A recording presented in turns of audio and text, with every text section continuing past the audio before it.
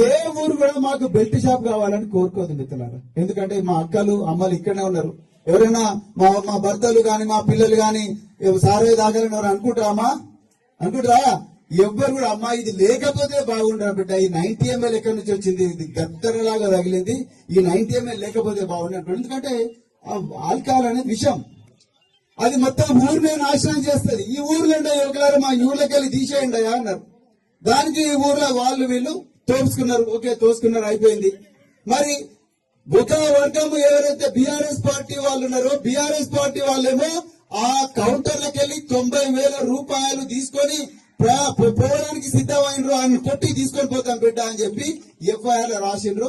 నేను sub inspector of police గారితో మాట్లాడితే అవును సార్ ఎఫ్ఐఆర్ ప్రకారమే చేసినామన్నారు. మరి అందులో పెట్టిన సెక్షన్లు చూస్తే అన్ని కూడా స్టేషన్ లో బెయిల్ ఇవ్వదగ్గ సెక్షన్లే పెట్టిండ్రు. మరి పెట్టినప్పుడు స్టేషన్లోనే బెయిల్ ఇవ్వాలి కదా.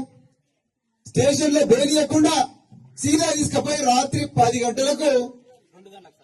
2 గంటలకు మేజిస్ట్రేట్ దగ్గర నిలబెట్టిండ్రు. రాత్రి 2 గంటలకు ఏ వకీలు వస్తాడంటే ఏ మేజిస్ట్రేటే జల్దీ జైలుకి పంపాడు. నాకు నిద్ర వస్తుంటే నిద్ర లేపుతారా మీరంట. నిద్ర లేపి నన్ను ఇలా చేస్తారని చెప్పి కోపంతో మేజిస్ట్రేట్ ముందు పొద్దున జైలు పంపేయండి, తర్వాత బెయిల్ వచ్చినప్పుడు చూసుకుందాం అంటాడు. నేను పోలీస్ అధికారులను అడిగిన, అవునయ్యా కరెక్టే, వీళ్ళు బెట్టి షాప్ వద్దన్నారు, మీద కూడా కేసు కావాలి కదా.